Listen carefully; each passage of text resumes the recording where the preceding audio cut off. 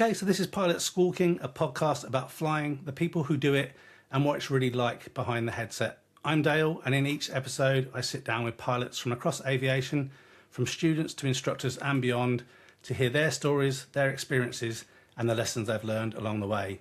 Today, I'm joined by Rees Keene, a microlight pilot and member of the British microlight team that won medals at the FAA World Air Games back in 2015 in Dubai. And alongside flying, Rees is also a farmer, which gives him a really good, interesting perspective, I think, on risk, weather and decision making, both in the air and on the ground. So, Rees, welcome to the podcast. Oh, thanks very much, Dale. Appreciate it. Yeah, thanks. I think the first time I met you was actually at Cotswold Aero Club. I think I was talking to Phil about microlights and stuff, and he's like, "Oh, who you spoke to, Rees?" I'm like, "No, I don't know who this guy is." I think we had a brief discussion then. Obviously, we met more recently again at the Popham Airfield. So for people that haven't come across either yourself or ever heard of the fact that microlight competition flying exists, what's actually involved in that? I whenever anyone asks me that, I try and take it back to something non-flying that sort of makes a bit more sense. So I think Duke of Edinburgh, or sort of orienteering, and apply that in the air. So following a known line on a map, across ground features, and flying as accurately as you can as you do so. And there's a lot more to it than that, but yeah, that's the sort of crux of it. When you say accurately, I mean, how much does precision play a part in scoring and whether you win or don't win? So there's usually, if you're flying accurately, you're using GPS to record that, and you're flying over points on the map that are easily identifiable, and there will be hidden gates usually on those points, and the tolerance is 250 meters either side of that center point. There sometimes can be leeway, so you get less points if you're further out and more points if you're closer. And then a more modern way of doing it is following a line where you get scored by a computer for every second that you are flying relative to the center point of the line that you're supposed to be following, and you get effectively a score off that. So you can disappear off the track and rejoin it at the same point, and whereas in the traditional sense that wouldn't have scored. With this slightly newer sense, it's a little bit more exciting, and you use Gaggle app, which everyone can sit and watch and laugh about it after and see who went off in crazy directions and still managed to score. So yeah, it's that's that bit.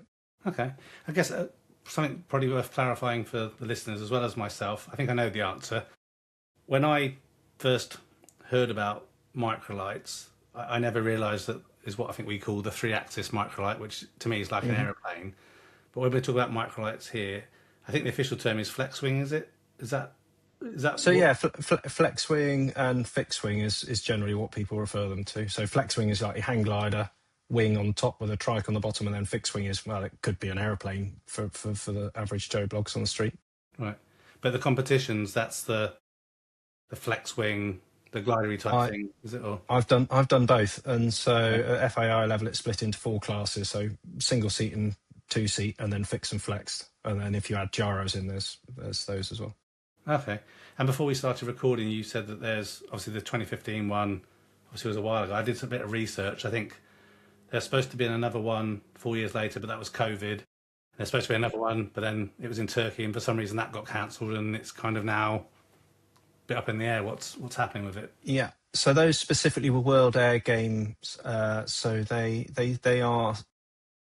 started off following the traditional format of competitions, and then there was a desire to make it a little bit different for microlight category. This is, and that was done in 2009 in Turin, and that was good fun. Flew across there and competed there, but it was a simple oval circuit, so like a speedway. Very simple thinking, Red Bull Air races flying around the sort of air inflated cones, and then that was adapted by Rob Grimwood and a group for the World Air Games in Dubai. And Dubai have an awful lot of resources, so they were able to put on quite a spectacular show for us as pilots and for the general public. And I question whether anyone has wanted to bite off that piece of cake since then without the resources they had. And then there's the traditional world and European championships, which are very much focused on the competitions that I was referring to with it sort of orienteering. element to it. Okay. And how did you end up getting involved in kind of that world of competitive microlight flying and competitions? So, same as I got in flying with my dad. So we would go off. I think he took me doing the Round Britain Rally when I was 5 or 4 or something, and we managed to do quite well.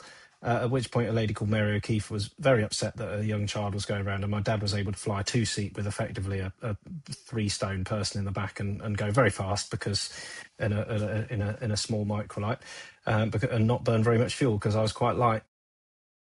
So that they then, because of me, made it so you had to be 14 and over to compete. So that delayed me competing again for quite a few years, and then got involved with him.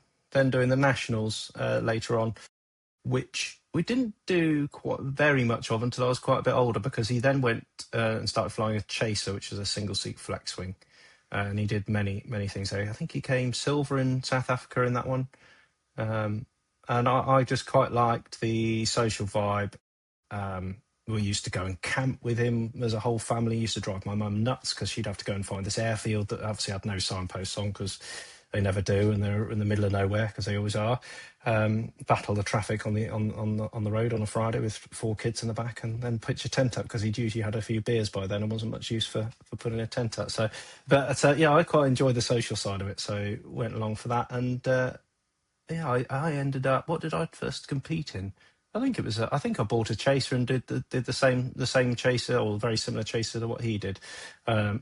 Competed in that for quite a few years, and then ended up converting to a 3-axis and doing it in a 503 Rans, and latterly a 912 Rans, which I've got now.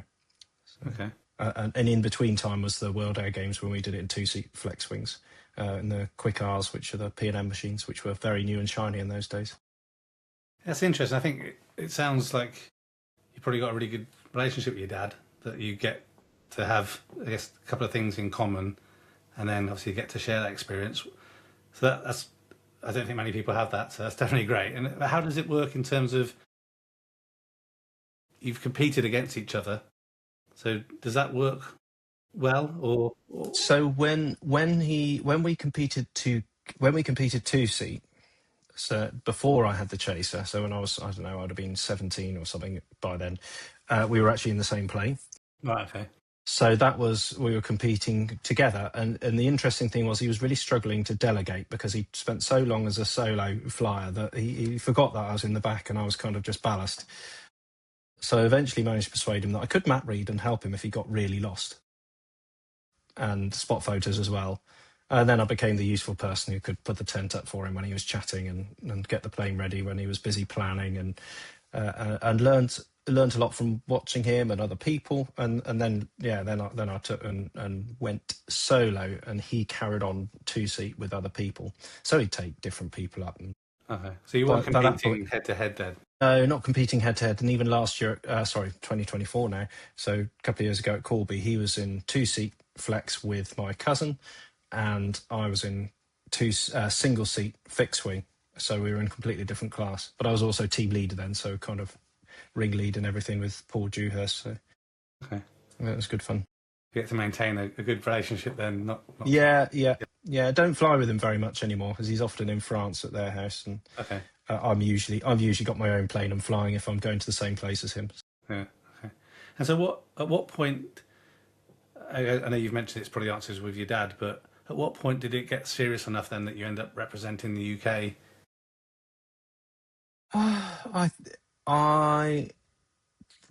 So the national sort of traditional level, there's a fairly small group of pilots who do it a lot, and so by being part of that community, as long as I had the minimum sort of requirements, I was able to go along with an invite. I think it was in 2008 to Poland. Was the first international I did solo. I was still in the RAF at that point, so they gave me a little bit of help there. Yeah, that's kind of how it all started off, if that makes sense. Okay. And you mentioned the RAF, so what did you do in the RAF? Were you a pilot in the RAF? No. I was an aircraft technician. Didn't do well enough at GCSEs to be a pilot. Academically, especially with maths, always found that difficult. and that was a challenge when even doing my tests for which one, navigation for the microlight. I found challenging. But yeah, in the RAF, it was fixing. I ended up getting seconded to the Navy, so fixing Sea Harriers for a bit until they went out of service, and then went to Lynham fixing Hercules. And I left Lynham a year before they moved the Hercules to Bryce. Okay. Yeah, So there is nothing left. Well, now the Hercules are gone. There's nothing that I worked on that exists in the Air Force anymore, or the military. So yeah, handy. It's been useful. Those sort of skills have been useful on the farm. Certainly find that I can look at a problem and whether it's mechanical or otherwise, and it seems fairly simple to me. And slowly realising that actually that's kind of a rare thing. Yeah. Yeah. So yeah, it was a useful experience, but now over 15 years ago. So Yeah, time flies. yeah, certainly does. And just before we move on from the competitive side, did you find one side of it easier or harder than the other? So what I mean by that is, what was harder, the flying bit, or was there kind of a mental kind of issue you had to come over because now you're in a competition and representing the country or anything like that?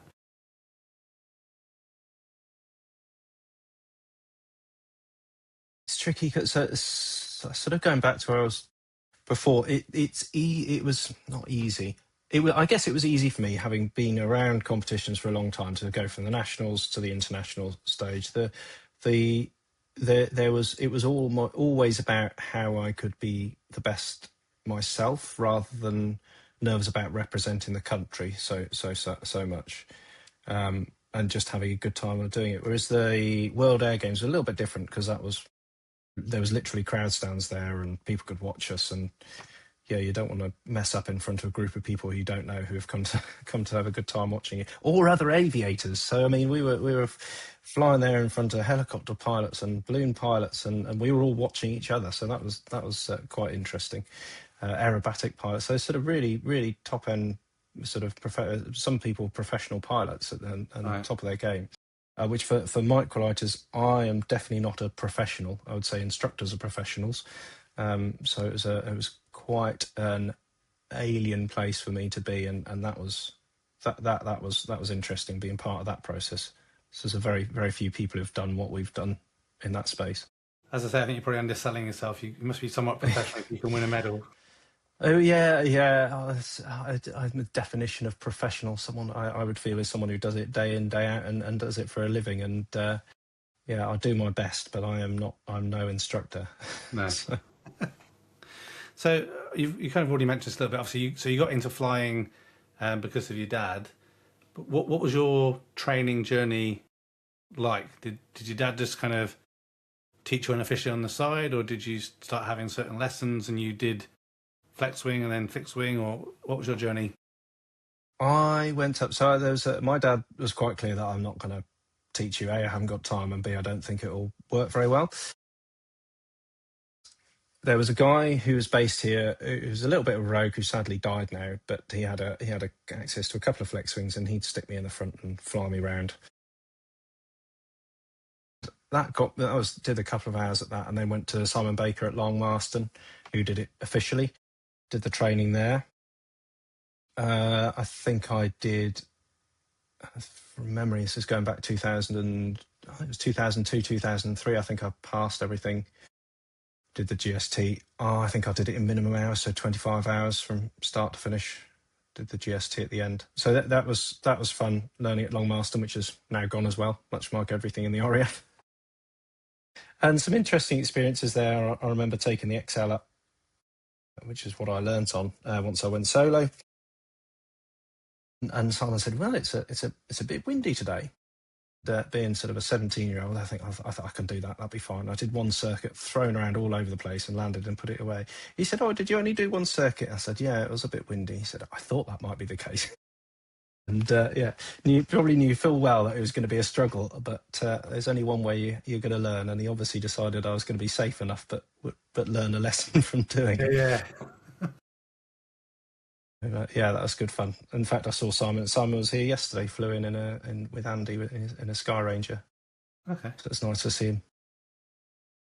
Yeah, so I guess before we touch on a bit more about your journey, so that's probably a good segue. So obviously at the farm, over farm, you've got a grass runway, haven't you, or a grass strip? Yep. People. Yeah. Can anyone go? Just tell us a little bit about, I guess, about the farm, about the strip. Do you have to PPR? How long is it? We do ask for PPR mainly because we've got some unsociable neighbours who think we're unsociable. They moved in during COVID, I think, and they were very distressed when lots of aeroplanes started flying and they found out that they were on the ILS approach to 09 at Staverton, and take their anger out on us for that. So we asked for PPR to make sure we avoid them. And otherwise, it's if you're an SVMC member, which I think is £20 a year, free to fly in as much as you like. We ask for £8 to come in it for anyone else, which is mainly to prevent everyone on Sky Demon descending on us, which happened when we did put ourselves on there. Okay. So a little bit of a cost has made we've got less visitors, and people are more willing to phone up for PPR rather than just appearing and distressing the neighbours. So you are on Sky Demon, though, aren't you? Yeah, we are on Sky Demon. Yeah, I think we're marked on the CAA charts now as well, I think. And you mentioned an acronym. Was it Severn Valley? Severn Valley Microlight Club. So we've got, I think there's 140 members now. Okay. So they've got the thing that seems popular in the club are the weekly flyouts on a Wednesday. So it kind of emulates biker night, really.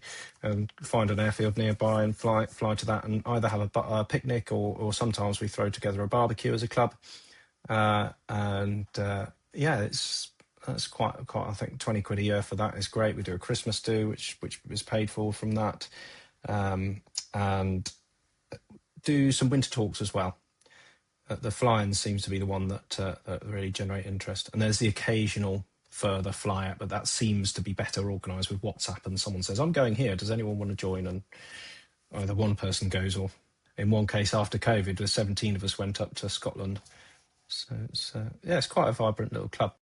And I think recently you had, I don't know if it was it a BMAA youth event or something that happened a few weekends ago? Yeah, John and Jackie Ingram organised that on the farm and hosted it here. So that was a really nice way of getting some young people involved with aviation. They got one of the club members, actually, or one of the pilots from here, he works for Airbus. So he did a little talk on the thing he does at Airbus, sort of aimed at children. Then a guy from Safran, so Messier Doughty Safran Group, whatever they call themselves these days, at Staverton, came over and did a talk here as well. Which is, it was nice to get some people involved. And Owen Johns, the CEO of BMA, was here. Tim, the chairman, was here. Rob Mott, one of the technical officers, was here. So it was nice. It was a good group of people. And are you happy for anyone to be a member? Like, we can put. There's SVMC, yeah. I think we set the constitution up to be very clear that it's for anyone aviation minded to join. And that allows. We've got light aircraft flyers who turn up to the fly-in sometimes. Sometimes they're a bit restricted if they got bigger light aircraft, but it's predominantly microlights that are involved. Yeah, we put a link in the description there so people can check that out as well. And obviously, we'll touch on the farm in a moment. So, how long is the strip? Because I think I do remember looking once when I had only access to the Cessna. I think it's probably maybe a bit borderline for the Cessna 172, isn't it? But the Sky Ranger Ninja should probably be okay in terms of length. Yes, absolutely. Sky Ranger is absolutely fine. It's 400 usable on the main, 200 on the crosswind. I mean, the crosswind really is if it's blowing sort of 20 knots, then it's your last-ditch effort before going to Staverton sort of job. But the biggest thing we've had in is probably a 182. So Will Knowles from Devon, he flew in with that with 3 people in. His mantra is if it's blowing less than 10 knots, he won't land, and it needs to be up or down. And then he needs to be on the brakes for the whole time. So it's an occasional use case for him, not a routine. It has to be very specific. Yeah. We've had more. The Maul was based here for a while. Not Maul, sorry. Maul's flown in. What was the one that Angus and Fiona fly? Oh, I've forgotten. It's got a quirky name that I always forget and always have to ask them. We had 170 in. So we've had some decent light aircraft in here. And do you have hangarage then that you have available for people? Yeah, we've got nearly 20 aircraft, I think, generally here on site at any one time. Slightly less at the moment. There's a few empty spots. It goes up and down. We've got a flex wing hangar, and then the rest are fixed wing. So. Okay. And is that something that people can find out about on the website as well? No, it's very very informal. I don't think we've got hangarage on the Overfarm Microlight's website. I don't look after that website. That's Neil, who's my dad's co-instructor for that business. Excellent. And then I guess before we come back to you then, so just tell us a little about the farm then. It sounds like perhaps farming is in your blood, is it, or something? Is it a family? Yeah. So great-great-grandfather moved here from Tewkesbury in 1924, signed the lease to set up a tenancy on 400 acres. Cut a very long story short, sort of moved through all the different farming practices through the times, orchards, animals, arable. My grandfather took it on when my great-grandfather died at short notice, and grew the farm to about 1,000 acres, which was quite big in the 70s and 80s. And my dad came in and started the farm shop in the 80s. That became the predominant force, and slowly we've consolidated and stopped being tenant farms, bought some of the land off the hospital, the guy St Thomas's Hospital, who were the landowners, and I've ended up with just shy of 200 acres, and don't farm very much anymore. We mainly farm people, so we've got a farm shop, we've got a wedding venue, a farm park, and we put about 35,000 people through our Pick Your Own Pumpkin Patch a year. So that's, our we've diversified and generating an income that we never could on that footprint through farming. So that's kind of where we're at today. And does the farm shop have a cafe, or people can... Yeah, very small cafe. Yeah, so it's a 20-seater cafe, 28-seater cafe, so very small, tucked to the back of the shop. It's quite quaint. A few microlighters come in if they're landing and stop there, or grab a pasty if they're short of time. If the people want a fuller meal, then there's a Toby Carvery next door. Okay. If you want to do battle with the masses. So yeah, it's a nice quirky little setup. And so are you open, what was it, 7 days, 5 days? 7 days a week for the farm shop, 360 days a year. Farm parks, weekends and school holidays, wedding barners, whenever a wedding's booked really, or corporate do, or whatever party's going on. And I was looking on the Overfarm Instagram page. So you have, I guess, what I would call seasonal events, is it? Like a pumpkin, so like Halloween type event? Yeah. And do you have Christmas ones as well, do you, or is it just... We do Christmas trees and a Christmas market. That was our first year putting a Christmas market on. It wasn't, business-wise, it wasn't hugely successful. Practically, it worked great and people enjoyed it. Pumpkins is very successful. And then in the farm part, we have the school holidays, and we have Easter, summer holidays, and Halloween are the big ones in there as well. I haven't mentioned strawberries mainly because this is our last year growing them, and we're probably going to move in the next couple of years and do tulips instead as an experience using the same footprint on the farm that we use for pumpkins. So we're quite unusual in that we can operate everything simultaneously. If you go to many other farms, there's very few that are doing all the things that we do and can run them all simultaneously without problems. So we can have the farm shop open, the farm park, the wedding barn going, and pumpkins, and put 6,500 people through in a day on the busiest day of the year. It gets everyone's juices going, and people get very tired. And the first customer will walk in at 9 o'clock, and the last one will stagger off in a taxi at 1 a.m. And then the cleaners are in at 4 and start it all again. So. What's the reason for that success? Is it the people that you've got involved, or just the fact that you've got the right size and the right layout? It is a combination of all those three, actually. So we've got a great team on site who make that happen. My dad set up things a long time ago, so people know that we can do events. They know that we do Halloween well, and we've got a great location on the side of a dual carriageway, so it's easy to get to us as well. So yeah, those are the key things. Yeah.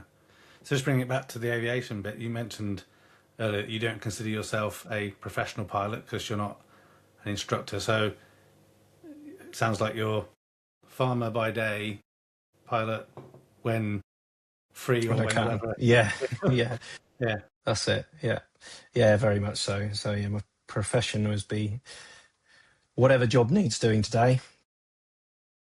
Official title is CEO, which I always think sounds very grand. I don't have a suite of executive of officers who report to me, but I don't know. Putting the boss in your emails as a subject seems a bit strange. Yeah, microlighting and flying is very much when I can and at my leisure, which I guess would be a classic definition of not being a professional. Yeah. And what licenses / and/or ratings do you have then?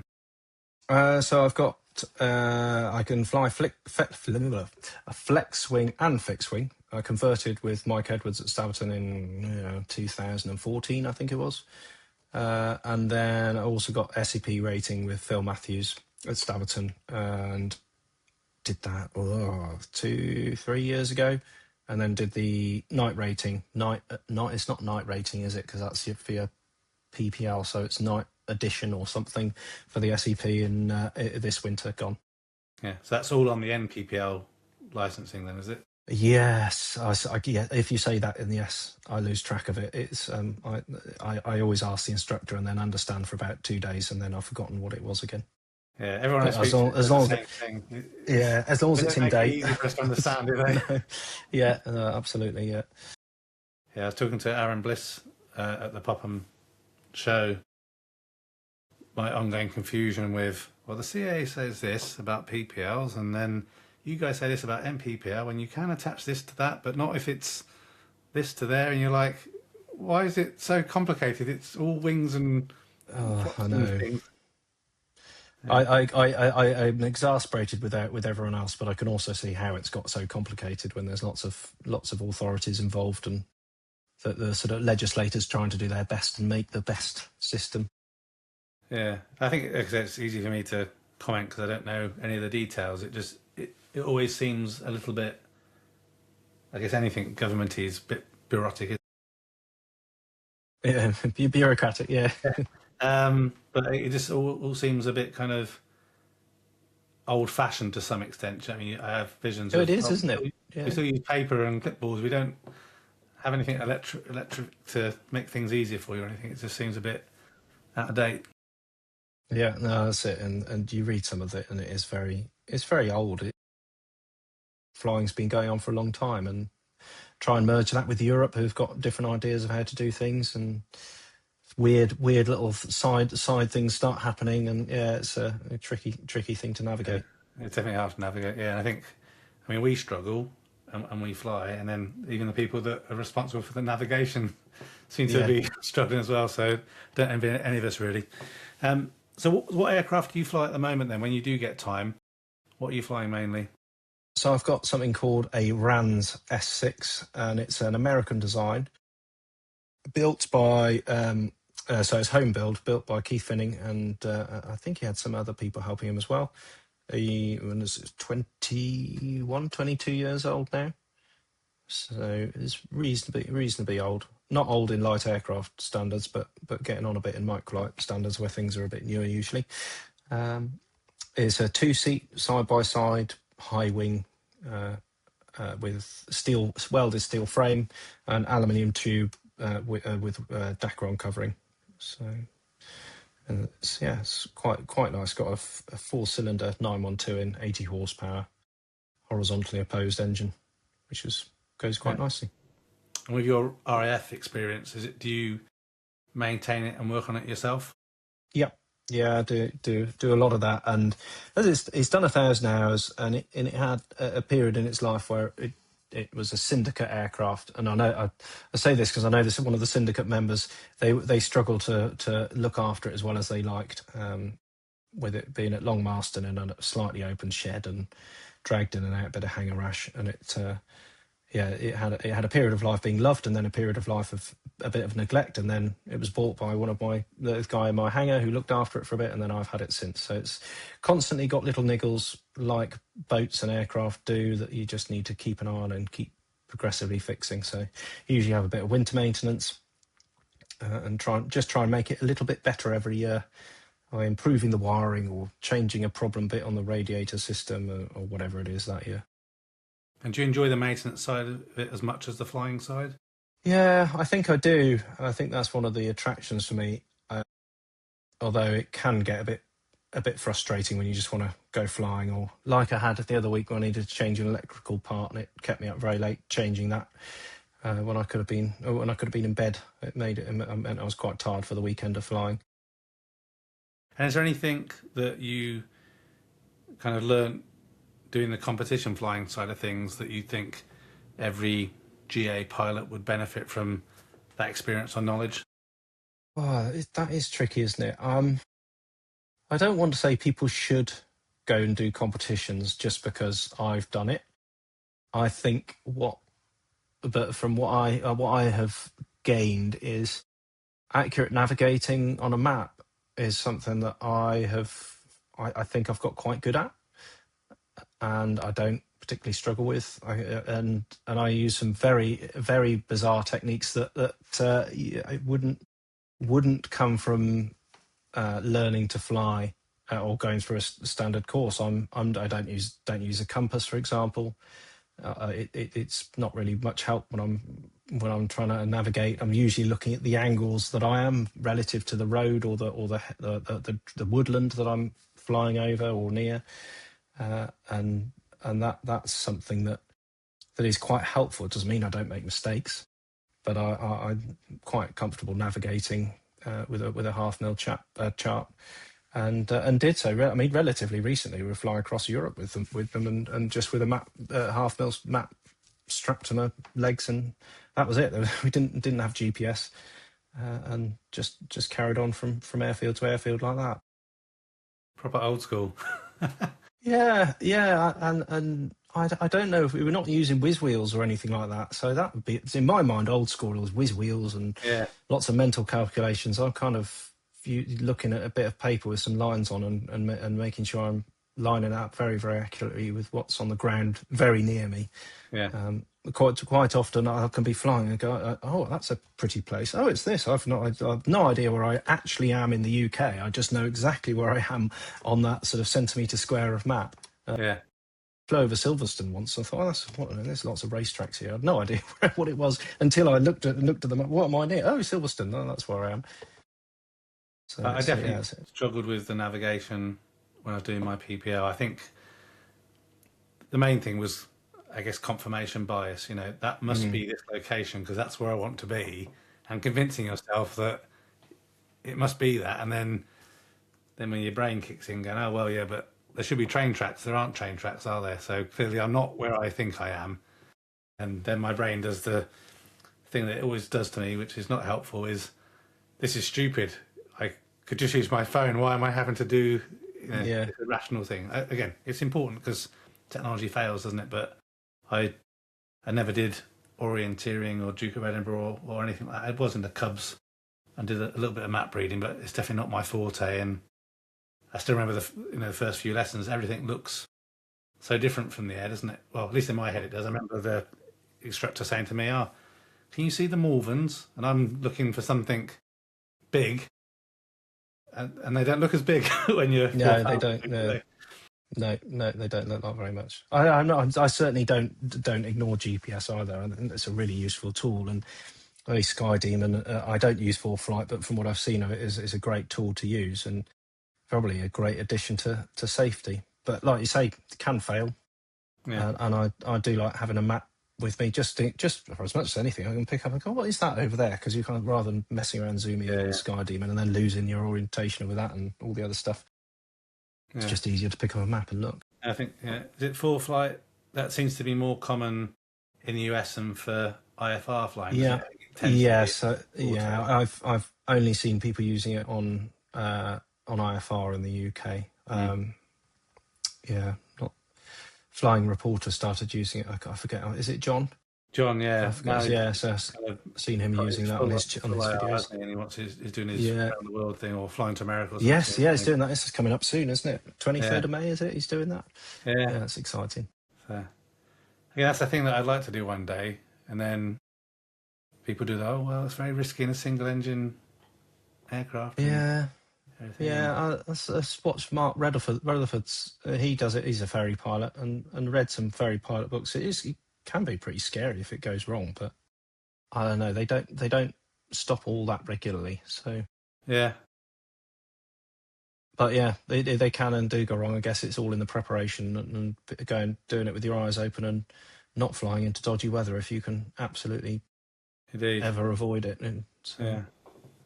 You mentioned before we started recording, I asked you about the weather. So, and you know how it was helping out on the farm with not much rain lately. But as a farmer and a pilot, do those two things with weather kind of dictate your decisions day to day? Is there strengths yes, for doing both yes, jobs? but for different reasons. I would be for farming. I'm most interested in, and for leisure, I'm most interested in the rainfall predictions. So the rain will stop us mowing the grass, and it might help things grow, or it might stop us doing something. Wind is an issue for spraying. And then I guess that kind of ties in. If I've had to look at spraying, I've generally got an idea of what the wind's going to be doing for flying as well. But yeah, I will tend to look at the app multiple times because I'll look at it for one respect, and then I won't have looked at the bit that I need for another thing, and then I'll go back and look at it again to find out a bit about flying. And yeah, I look into it a lot more for flying cross country than I ever would for farming. I guess you are looking at it for farming to some extent, and someone who's obviously knows a lot more about it than me because you require it for your job. But I feel like over the last few years, the forecast, I know they're a forecast, they seem less reliable than they used to be. Like even this week, for example, it's supposed to rain Yeah, today, but it didn't. Not here anyway. I find in general yeah. it's harder to predict and plan things based on the weather forecast than I think it was. Maybe when I started flying, I felt like it was a bit more predictable back then. Yeah, I personally, I feel like there's some periods where the weather systems, for whatever reason, I'm not a meteorologist, that are obviously very easy to predict. It's everything comes in. It's happened. The computers can model it. The forecasters can say that's likely what's going to happen, and it happens, and that happens very accurately. But there's some times where the atmosphere seems to be unpredictable. Again, I don't know why. And yeah, like you see the last few days, just nothing like what actually happened. Mm. And we can go through a period of that for a few weeks, and then it's back to being quite accurate again. Yeah. And it's not linear. There's no, those 2 weeks of rubbish and those 2 weeks are good. It can be a few days that they got drastically wrong, and then we've got 2 weeks of great, and then a month of it being rubbish, and then a month of it being perfect, and or every sort of combination of that. So it's still partly an art, I think, meteorology. Yeah, I did the weather school recently with Simon, and he did mention many times. Remember, it's a forecast. It's not a promise. And it's like, well, yeah, the forecast is not very forecasty. Yeah, yeah. How about in terms of other kind of similarities between farming and flying? Anything in terms of risk, in terms of how you do risk and decision making? Any similarities there? Uh, yes, I suppose in terms of business, what am I willing to do and not do to get a result that I want? Uh, and I haven't got a huge amount to look at and look at someone else and go, they do it differently to me because they're not a businessman, or they are a businessman. Um, but I'm sure that, yeah, the skills are definitely going to transfer across. I'm constantly choosing whether to do things or not based on whether that's a safe thing to do or whether we should do it from a business point of view. That's just day in, day out. It can be quite draining at times. And I would say that I have not enjoyed flying less, but I have noticed that the same feelings of operating and doing a stressful competition now feel like I am doing just that's what I feel like in day to day. Whereas in the RAF, I mean, at the time it felt normal and there was sort of stressful things going on, it seemed at the time. But going and doing a competition was a nice break from the RAF. Now I just feel like I'm at that point all the time where I'm always making decisions and always sort of considering the outcomes. So going to a competition, I can actually get there and go, I just want to go flying and go to sleep. I've had enough. It's been a busy week. Which I'm sure some professionals can relate to as well, whether you're in farming or insurance. I meant to ask you this earlier, actually, but it's, I think, something that people regularly ask. So, again, feel free to go into as much detail, a little, as you feel comfortable with. lots of people that are aspiring to be a pilot, one of the big things that people often say, which is somewhat true, learn to fly is expensive. How am I going to afford to do it? Can you remember when you decided you wanted to become a pilot? How did you go about being able to afford it? Did you kind of pay as you go? Did you save up? Were you lucky enough that someone could help support you doing it? Because your dad was already flying, maybe. But I know you already said your dad wasn't going to teach you, so you had to get somebody else. Yeah, so so where luck came in is Dave, who didn't want to take any money for his time or the plane. He just asked me to pay for fuel, put it in there. He ended up gifting me the XL in the end, which was very generous of him. And I then, when I went to Simon, I was paying for myself. I was doing that before I learned to drive, so I was relying on lifts from Dave and lifts from other people who were going up there initially, as I wasn't yet 17. And eventually, then I passed my test and was able to drive. So money-wise, that was the money. The money that I was putting towards it was coming from working on the farm at the time, and I also had savings that I'd built up over the years. I didn't socialise a huge amount. Wasn't going out at that point. A lot of my friends were 10 miles away or further or equally on farms doing their own thing. So not much, didn't drive off to see them or anything like that or hang out with them.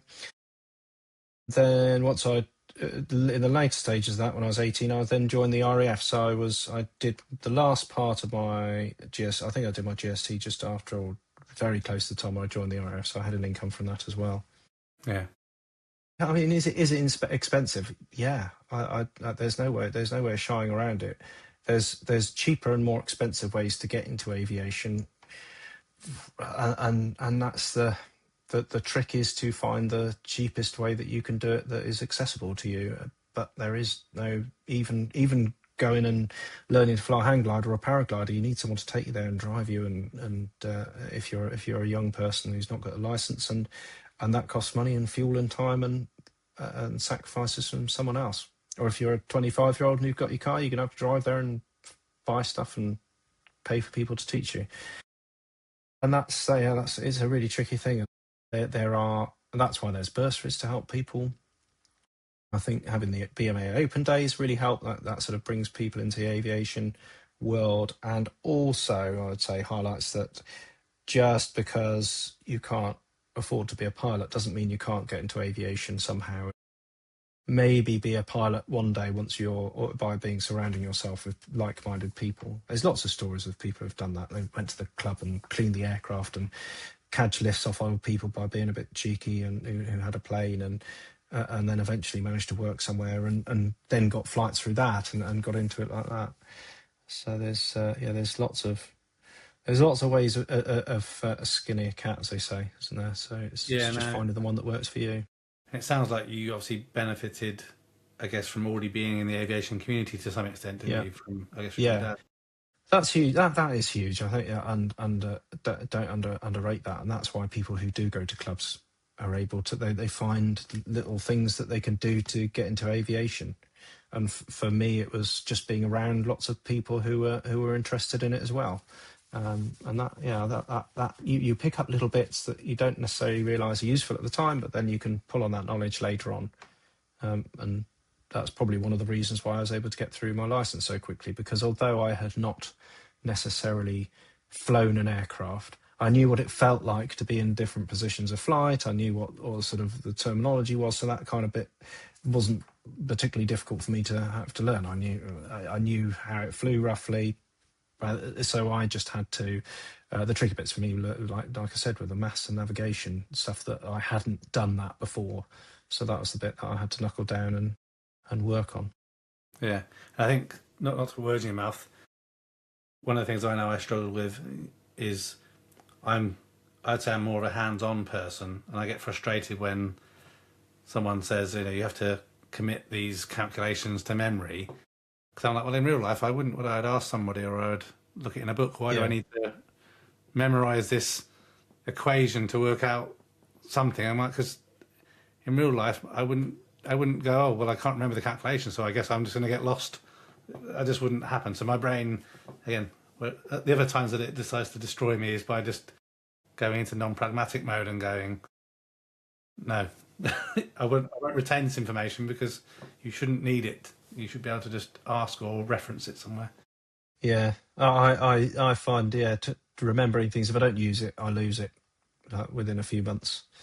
I can piece it back together again, but I am very good at learning something quite quickly. But if I didn't use that for 2 months, it takes a while to pick it back up again.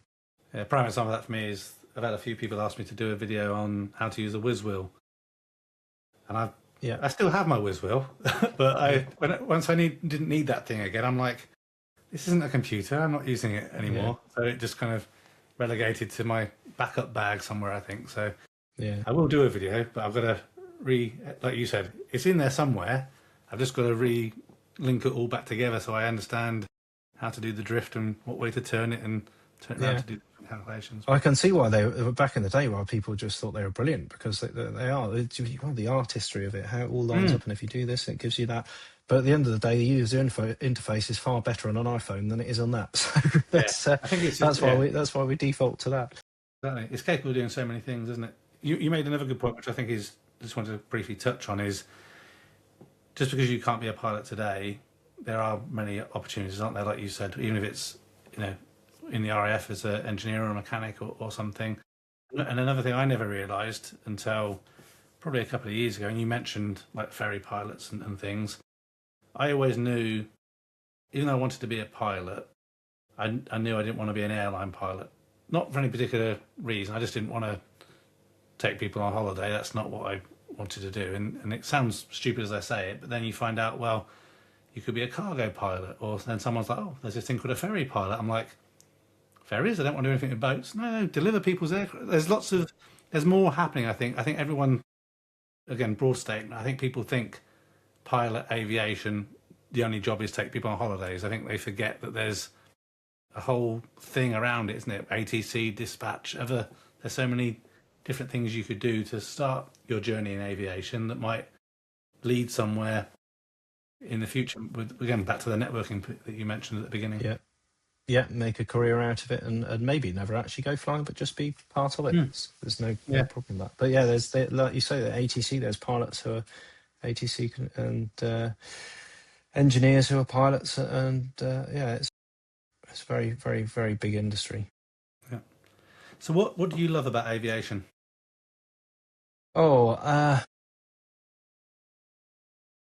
Getting to unusual places, I think, is what I enjoy, and I think I enjoy my own company when I'm flying. So I tend to fly on my own, but when I get there, it's nice to be social with people there. So that's competitions gives that, because we'll go somewhere a bit different and then fly a lot around that local area. So sort of picking up those patches, doing the cross country flying. So Fly UK, really enjoy that. Just going off with a group of people and finding new places to land and seeing new sites. That's been great fun, and that's the same. I guess with lucky enough to do internationals in Europe and Dubai. That was much the same thing. So seeing new places is probably well up there. And what do you think, in your opinion, makes a good pilot? That is a good question. So I'm now trying to think of who I've seen as bad pilots and trying to work out what they were doing wrong. Maybe before you answer that one, you've just opened up there. So what would be a bad pilot then? Yeah, so I guess it would be someone who isn't particularly risk averse. They're keen to do stupid stuff that is both illegal and immoral, and put other people's lives at risk. And unfortunately, I have known some of those, and some of them are no longer here because of the risks they took.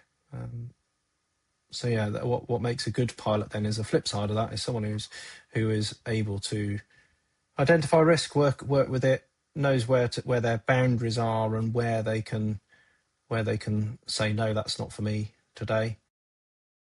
within their abilities, because someone who is an instructor or an international champion is going to be very different to a low hour pilot who's just passed their test. They're going to have different risk profiles and what they are happy with. The latter person is probably going to be comfortable with circuits on a summer night. The other is going to be quite happy taking off into sort of 1,500-foot cloud base and flying cross country without thinking too much about it, as long as it's going to be legal. So it's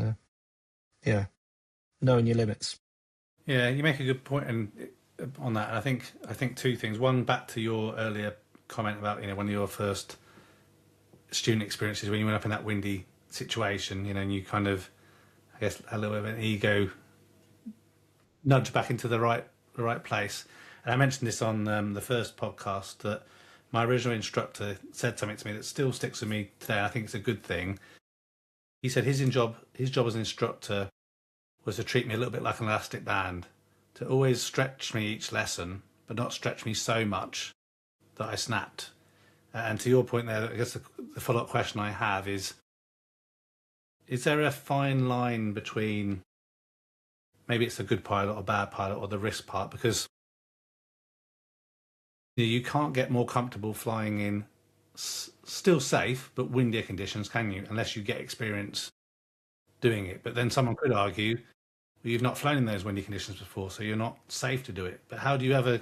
The problem with aviation, isn't it, is you have to be up there doing it to some extent. You can't practice it on your sofa pretending, oh, it's windy and I'll get knocked about a little bit. So what do you think about, I guess, developing yourself as a better pilot but not turning into the bad one? Yeah, so I think the things that developed me would have been competition flying, because you're around some very experienced people who didn't egg me on to go flying when I was uncomfortable, but would say, look, we judge these conditions to be acceptable to fly, and we're willing to take that risk. So you go, okay, well, I've done the same planning as them. I'm in this very similar plane to them. Do I feel like I can land at the end of this? Because that's going to be the key thing. And if the answer is yes, well, I can go up and try it. And if I really, really hate it, I know I can land. And there would be some people, if it was very marginal, would go fly and go, no, it's no good. Or yes, I think we can do it. And sometimes the conditions would change on the way around. And then you learn on the fly as to what you think is comfortable. So that really stretched my abilities.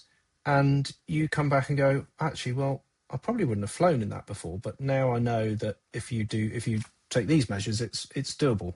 And that I would say for competition flying is certainly broadened my a sort of tolerance for flying in conditions that I would say that people who haven't done it wouldn't. And but it's not exclusive to competition flying.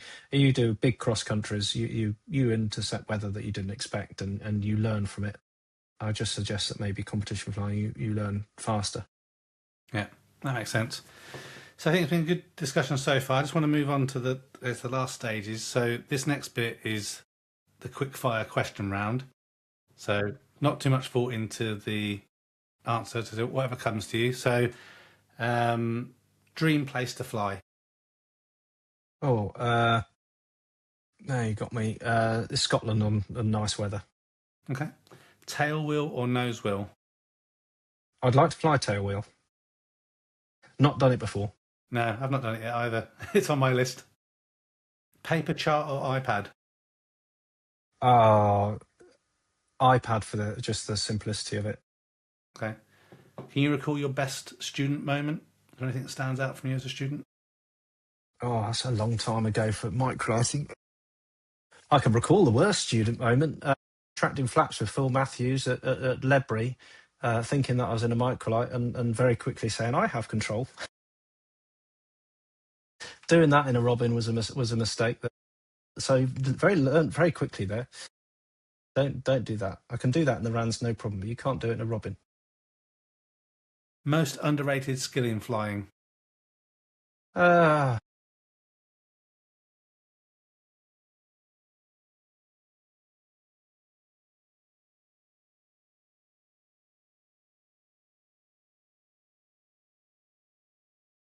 I'm just going to have to talk about what we've already said. So risk assessment and safety. You don't hear people talking about that when you're getting excited about learning to fly, but it could be risk. Okay, and a final one on the quickfire round. Favourite airfield?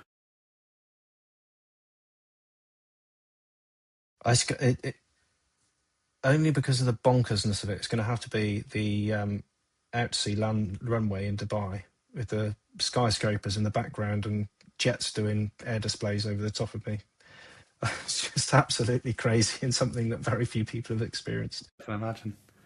Normally I would say kind of one kind of final closing question. This isn't a quickfire one, but I have got actually 2 closing questions for you. So first one is, if someone was listening to this and they haven't started to learn to fly, but they're interested in it, but they're not sure, what would you say to them?